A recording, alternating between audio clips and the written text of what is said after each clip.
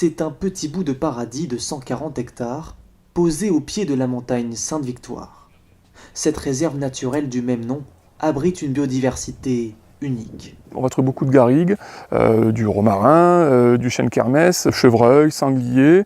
On a de la genette, un animal qui est plutôt discret mais qui est bien installé sur notre territoire. Suite à un incendie ravageur en 1989, la réserve naturelle de la Sainte-Victoire est devenue une propriété du département des Bouches-du-Rhône, 5 ans après la catastrophe. Et donc la réponse la plus adaptée du propriétaire de ces terrains, donc le département des Bouches-du-Rhône, était de créer le plus haut niveau de protection possible pour un territoire et donc créer une réserve naturelle nationale. Grâce au suivi naturaliste réalisé par Thierry et ses équipes, l'inventaire des espèces présentes sur le site s'est allongé. Nous connaissons largement mieux ce qui vit sur ce territoire. Nous sommes passés d'environ 170 espèces recensées à plus de 1300 depuis 2015. Donc aujourd'hui, on a une très bonne visibilité sur notre carte d'identité biologique de ce territoire. Des espèces rares viennent même trouver refuge dans la réserve naturelle.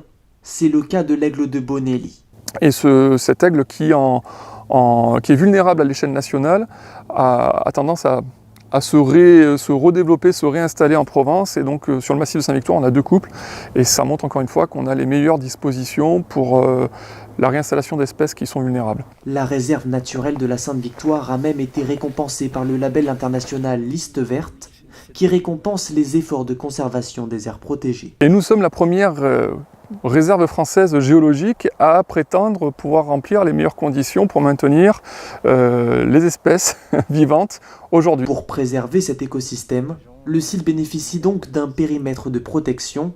La circulation à pied n'est autorisée que sur ces sentiers. Donc heureusement, on a des pistes DFCI ou des sentiers qui permettent de contourner la réserve et donc de la découvrir depuis l'extérieur, mais aussi à travers des sentiers qui rentrent dans la réserve et qui sont clairement identifiés, balisés pour que le public puisse profiter de cette nature depuis l'intérieur.